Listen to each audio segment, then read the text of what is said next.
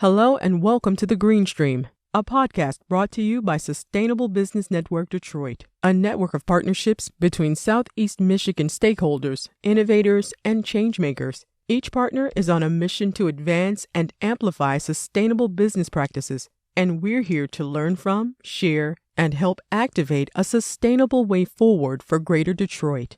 If you enjoyed today's episode, please like and subscribe wherever you get your podcasts.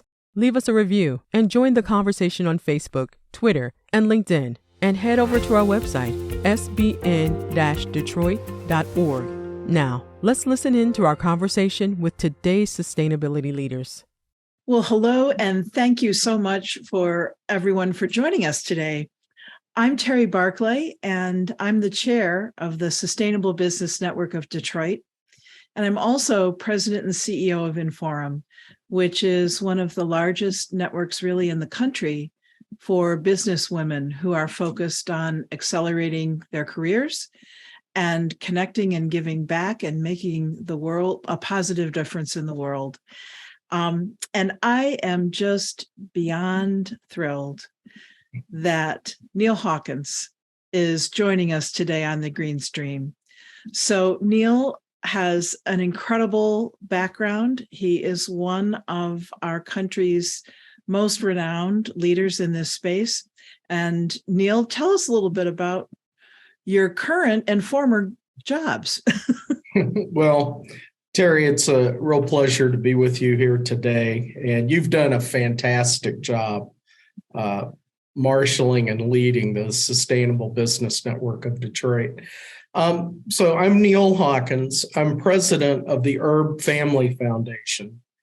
I've been here for 4 years, which primarily focuses in Southeast Michigan as well as the Great Lakes.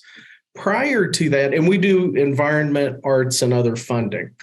But prior to that, I was with Dow Chemical for 31 years. Where for the last decade, I was the chief sustainability officer, a C-suite executive, and corporate vice president for environment, health, and safety. So I've been at this a long time. I'm a lifer in sustainability, and it's a real honor to be working for the Erb family and advancing environmental and social sustainability in this region. And I just have to say, you left out the PhD from Harvard part, but aren't you also teaching at Harvard now? Yeah, thank you for mentioning that, Terry. Harvard, through its extension school, offers a master's degree in sustainability. So anybody viewing this who has an interest in remote learning and achieving a master's in sustainability can do so through Harvard. Within that Harvard program specifically, I manage the sustainability capstone. So at the end of the master's program, people can either do a research thesis or can do a client-based project as a consultant to a real live company. So also, if you're watching this and you have a project that fits with 3 to 4 months of intensive effort, let me know. I'd be happy to try to match you with a student. What a wonderful opportunity that'll be. And Neil, I'm just so glad that we're here together to sort of celebrate the second year launch of SBND's work.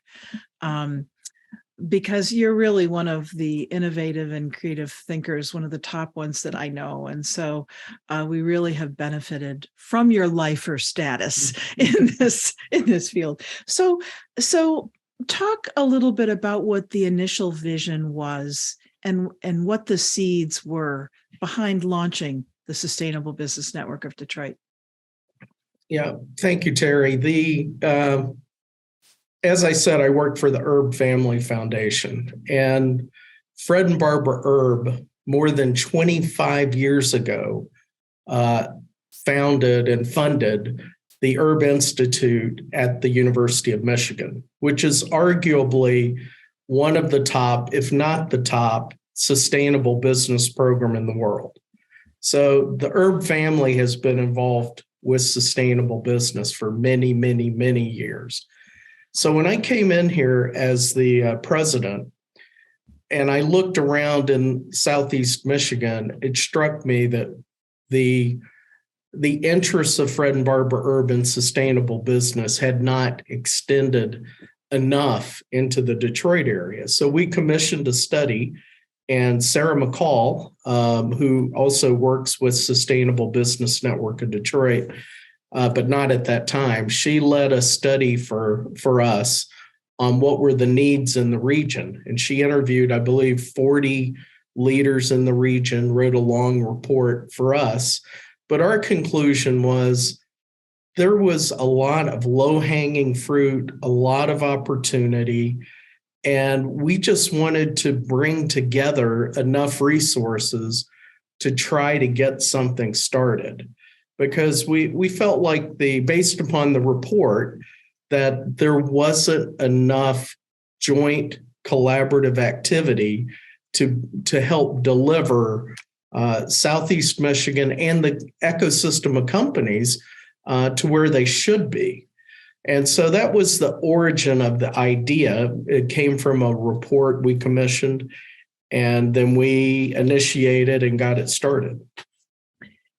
And Neil, could you talk a little bit, what really excites me deeply about this work and SBND and this moment in time is that this is a very unusual moment in time where there's a lot of opportunity converging in this region.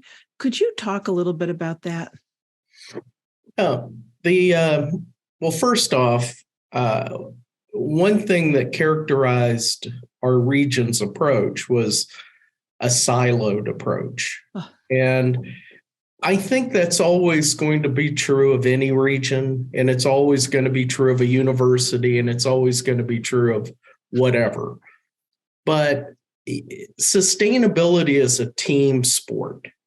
And unless all the players are at least acknowledging that working together can advance things faster, you're going to not optimize the opportunity. And to your point, Terry, we are in a period of enormous opportunity. And, some people might say a threat too. I choose to look at it as opportunity, and I believe we're approaching it that way.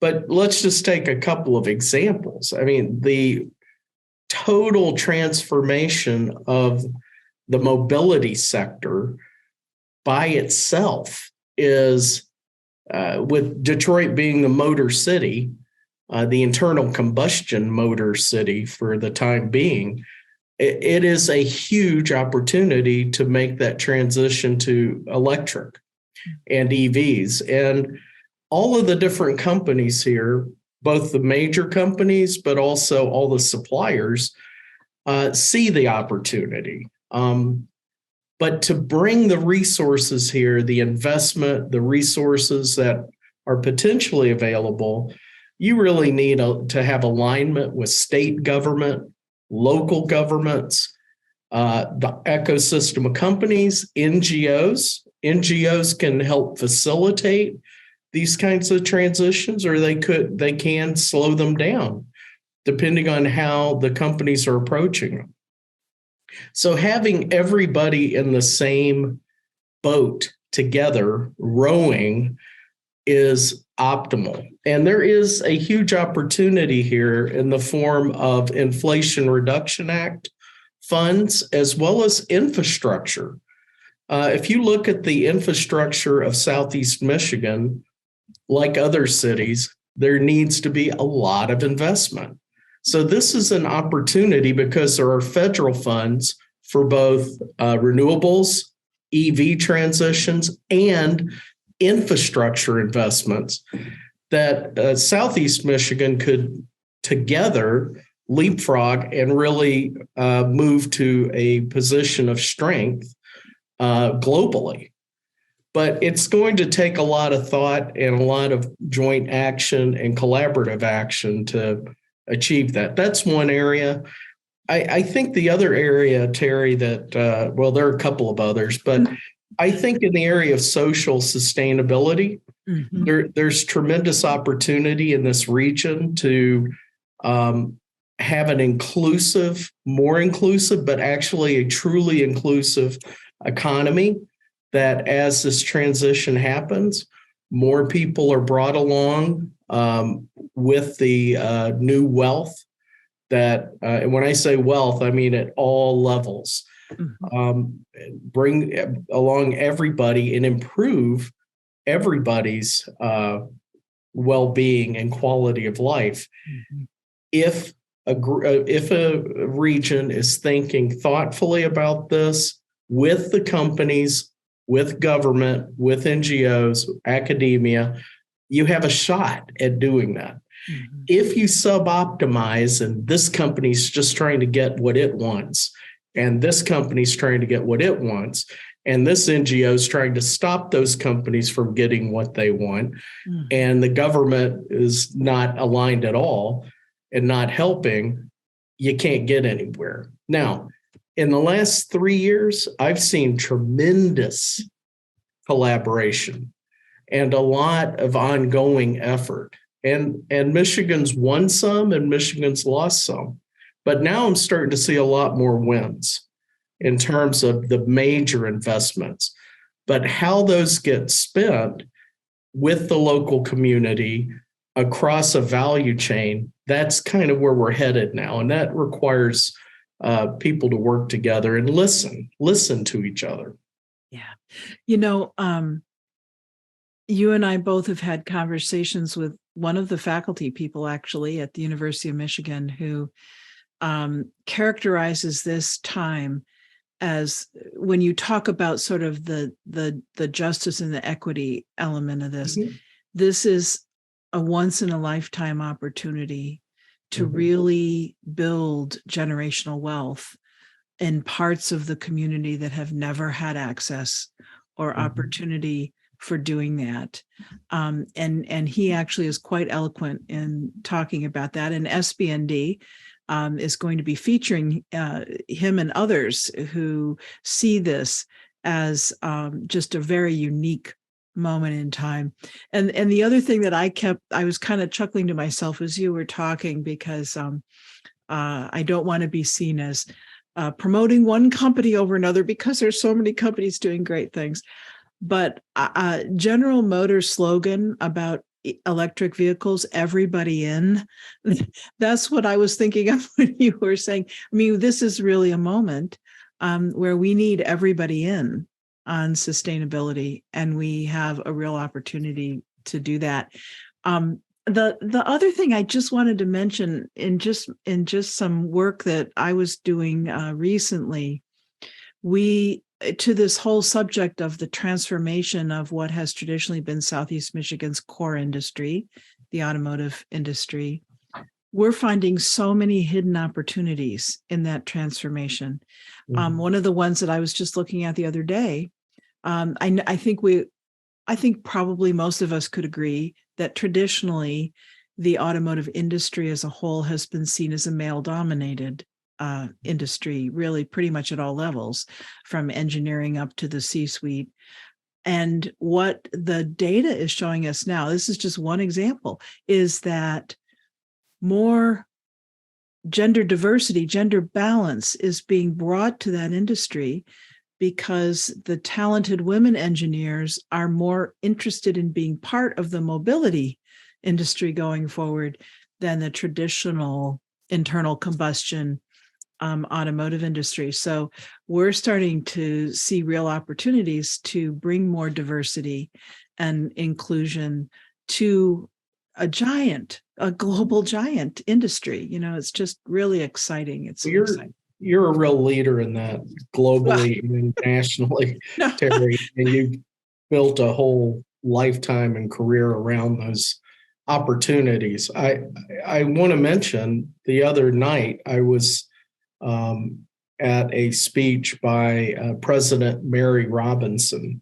the former president of Ireland, the former head of human rights for the UN, and the former special envoy for climate for the UN. And one of her key messages was, and I agree with her, that she believes women will need to lead the world to climate justice.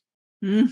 She believes that the way, and I agree with her, the way women work and the way women lead provides a new pathways to get there, because the pathways of the last 50 years or 30 years, which have been competitive between countries or competitive across companies, they're not working. And we're on a trajectory. We're on the cusp of having a complete and total revolution in renewable energy and alternative energy and EVs, but we're also on the cusp of going over the ledge in climate. And so we've got two cusps, and we need to lower the risk on the climate catastrophe because there's a huge justice issue with it, and optimize the transition to cleaner energy. Mm-hmm. And like I said, one of her key points is we need a collaborative leadership, and women on average tend to lead differently.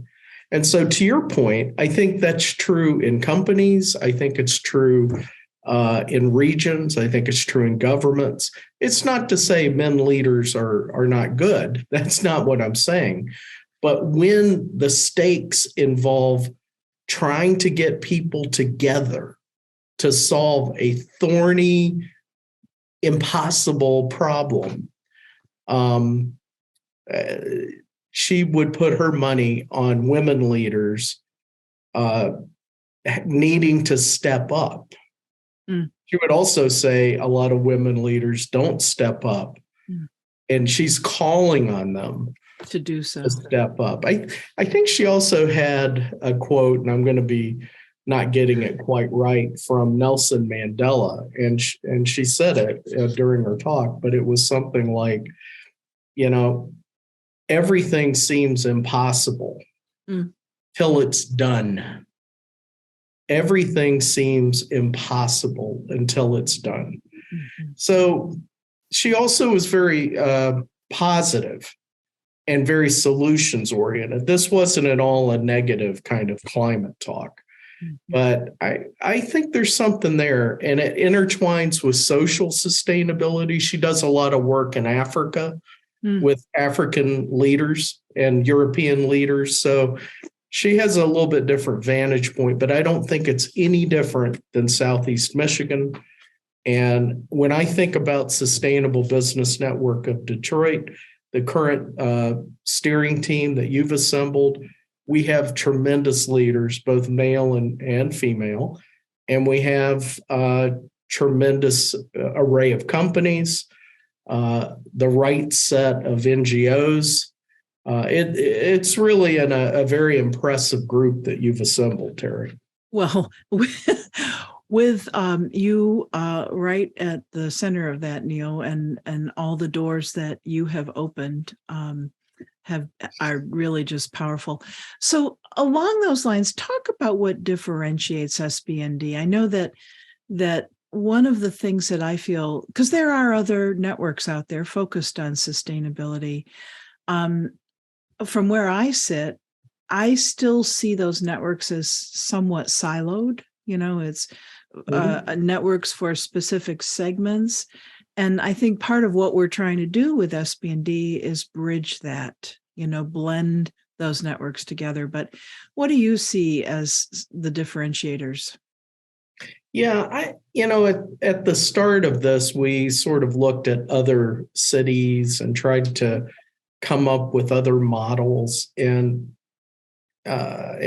also based on my experience in the private sector at Dow, I did not see any model that really fit the needs of Southeast Michigan.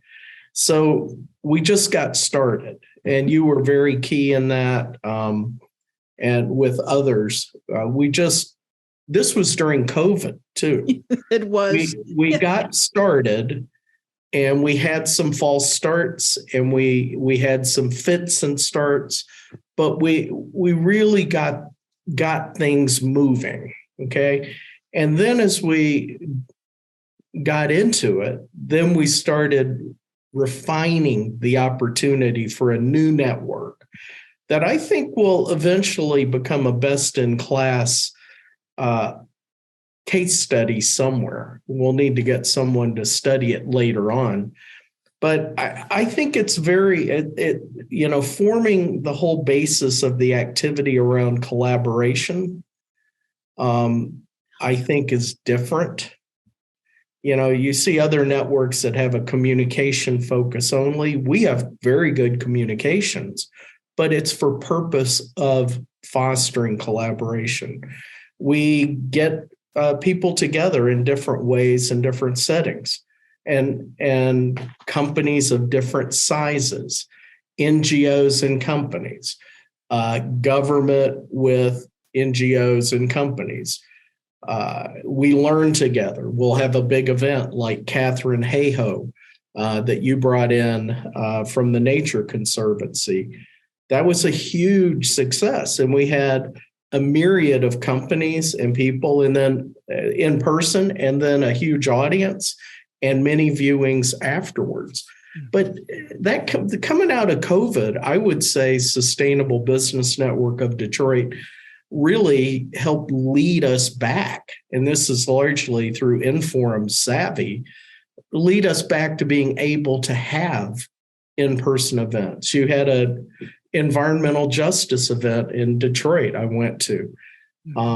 And that was, like barely out of the COVID period. And people were still quite nervous, but you figured out how to make people comfortable, provide the opportunity, but we still, found ways to make it available. But I think the other thing, okay, we have this focus on convening and communicating to foster collaboration, but we have other things that others may have, but not all of these things. Let me give you another example. The pitch competition. We run, and we're going to be in our second pitch competition here soon at Wayne State University, along with UDM Mercy, along with Lawrence Tech, along with CCS. So we have a cross-university pitch competition. Okay, so there are many pitch competitions out there in the world, but there aren't that many that are built around fostering collaboration across a region of 4 million people and thousands of companies. It's a different thought.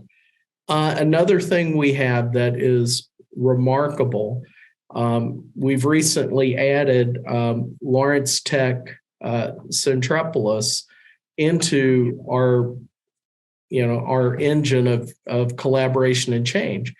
And Dan and his team over there are providing consulting support to small and medium-sized enterprises on how they can make their companies more sustainable. So that's a consultant and technical support activity linked to a strong communication engine, linked to an events machine that's remarkable, linked to research, both at Wayne State, but at the University of Michigan through the Erb Institute. There's just so many things going on. We're looking forward, and we'll have hosted President Santa Ono from the University of Michigan, who will come to Detroit and speak about the sustainable business opportunity for our region, but also for his great university. These are things that honestly would not have happened at all without the Sustainable Business Network of Detroit. So I really don't see, to your original question, I don't see any other regions with a better mousetrap than you and the steering team have developed. So congratulations. Well, And boy, do we have our work cut out for us, because there are so many opportunities. And I just think the richness comes from having such diverse segments coming together and providing the conditions where that collaboration and innovation can occur. It's rare. I think we're also goal and task oriented, that to actually have a place that values creating those conditions is itself pretty unique. Without a predetermined outcome in mind, but leaving enough room for that collaboration and creativity to emerge. That's really, if we're going to win this war, we're going to need that. Well, and another thing I should mention, when we got started, there was nothing. There was no collaboration. There was no, I'm saying there was some, but no programmatic effort. If viewers go look at the Sustainable Business Network of Detroit website and follow it on LinkedIn, follow it on Twitter, we have some of the best curated content available. So the work's being done for you, companies and NGOs.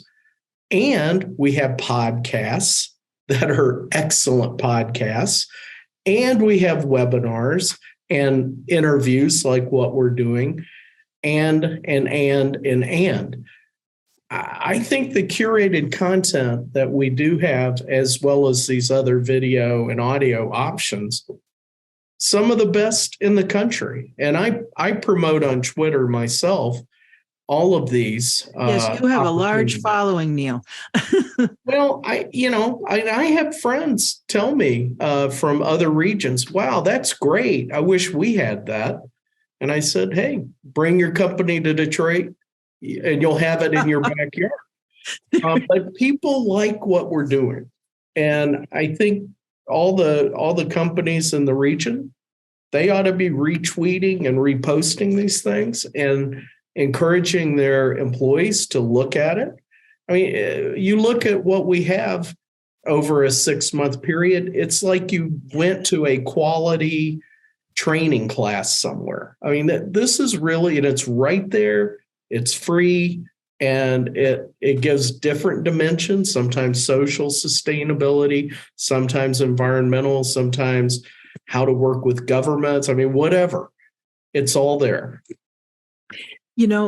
It really is. And, I think that it is so important. And sometimes we underestimate the importance of elevating and celebrating and telling those stories of what's happening in the community. Pardon me, I had to pause for a cough. I've been shaking off a cold here. I was impressed you got the mute button on. Well, no one wants anybody to cough in their ear. But seriously, the fascinating work that is being done. And I would just encourage anybody listening to or watching this to take a minute and browse through the library, because let me tell you, if you're looking for perspective, inspiration if you're looking to learn new things, and most importantly, if you're looking to make some strategic connections that may propel your next success or venture, SBND is the hub where you can quickly connect across sort of a broad spectrum of organizations and companies. So Neil, I have to ask you, what's your dream? What's your dream the next 2 to 5 or longer years?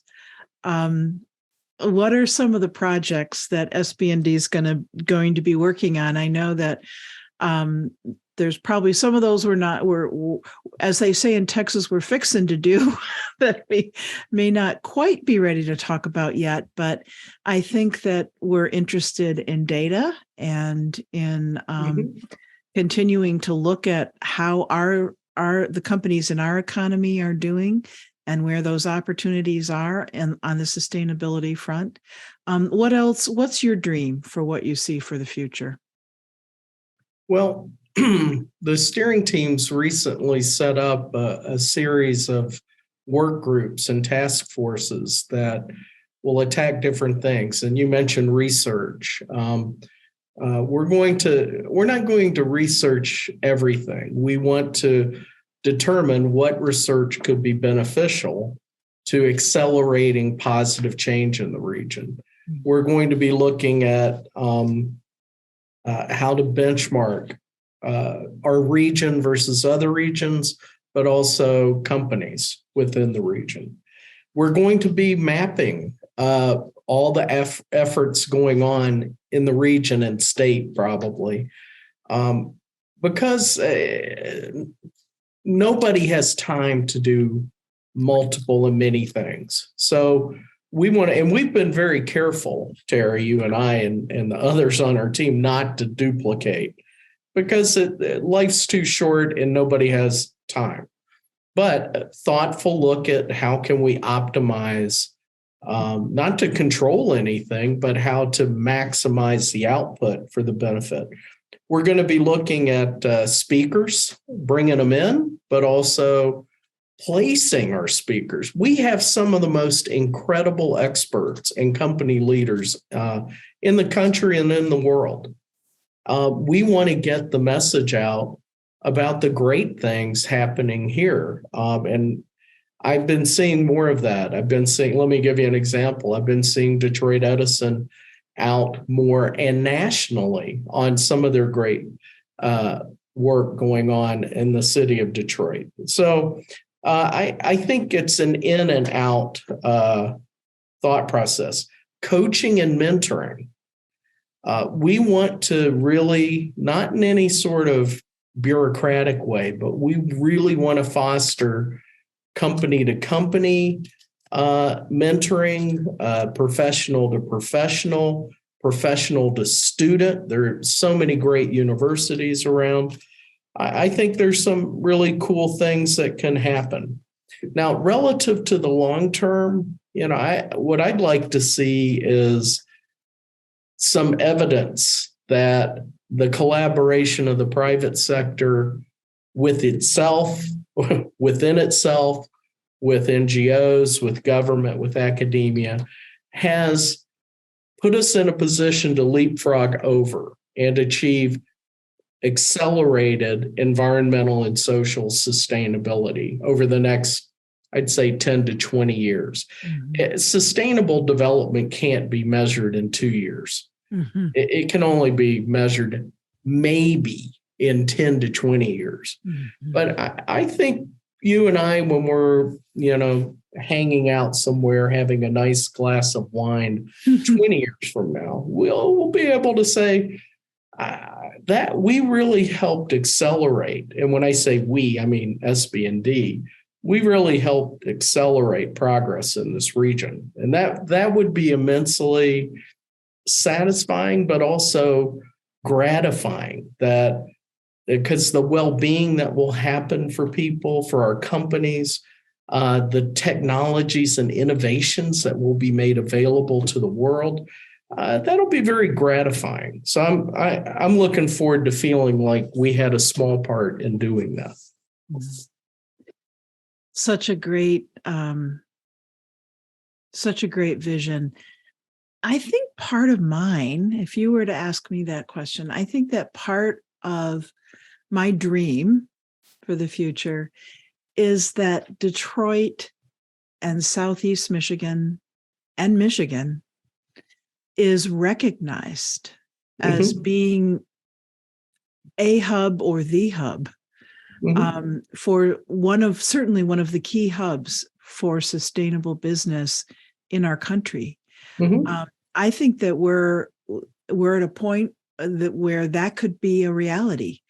Not only do we have great thought leadership and expertise through our really fabulous network of universities in the state, but our core industries across the state, actually, but certainly in Southeast Michigan, are laser focused on making this transformation. And I think that we could be a magnet for that work, for excellence, for leadership in the field. And that the moment is really now. We're in the midst of this transformation right now. And as you said, I suppose it could go either way.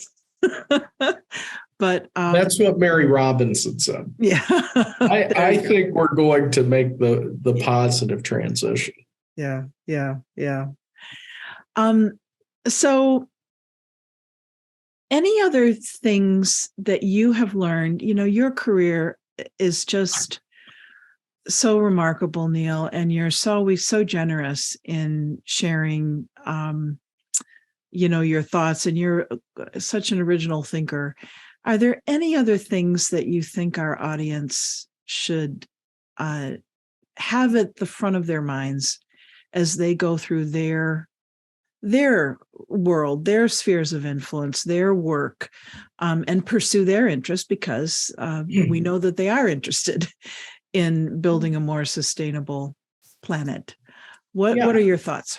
Yeah, the one thing I would tell viewers is they need to really think about the value proposition of sustainability for themselves, for their companies, for their organizations. And just from a company point of view, sustainability is not a fad. Okay. I know there are some people out there that think, this is a fad, it's going to go away. It is not a fad. It's a major trend driving business for the next 100 years. So, but how does that manifest itself in value? First, top line growth. If you're developing new products, innovating, that go with these trends, you will make more money. Okay, so that's top line growth. Bottom line growth. If you're an inefficient user of fossil-based energy, over time, that will get costlier and costlier. So as you make the transition, you will save money for your company, and that's bottom line growth. Another key area for value creation for a company is your workforce.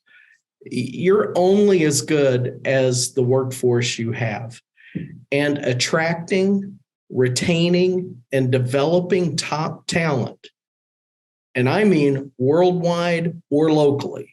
Mm-hmm. Nobody wants to work for a company that's harming the environment or harming people. They don't. So this is a key value creator for your company if you get ahead of it and you're helping your employees understand their role within your company and why your company's addressing these things and how they can help, and that when they are wanting to develop to become leaders, that you expect them to understand environmental and social sustainability. Collaboration, which we've talked about a lot, is the fourth. And then the fifth is investors. And I know it's controversial a little bit out there right now, but it really shouldn't be. The amount of money that will be devoted to investing in more sustainable companies versus less sustainable is trillions and trillions and trillions. And that's a trend that is not going to change. It's global. It's all through Europe, through Asia, through the United States, Canada.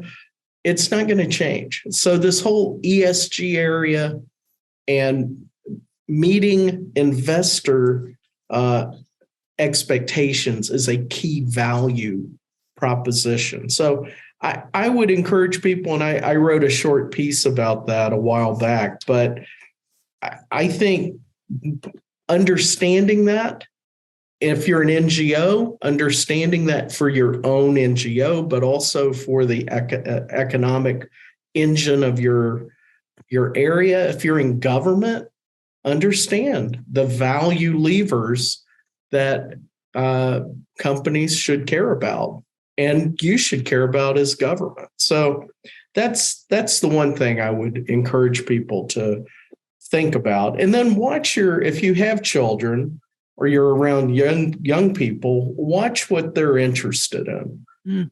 That's your future.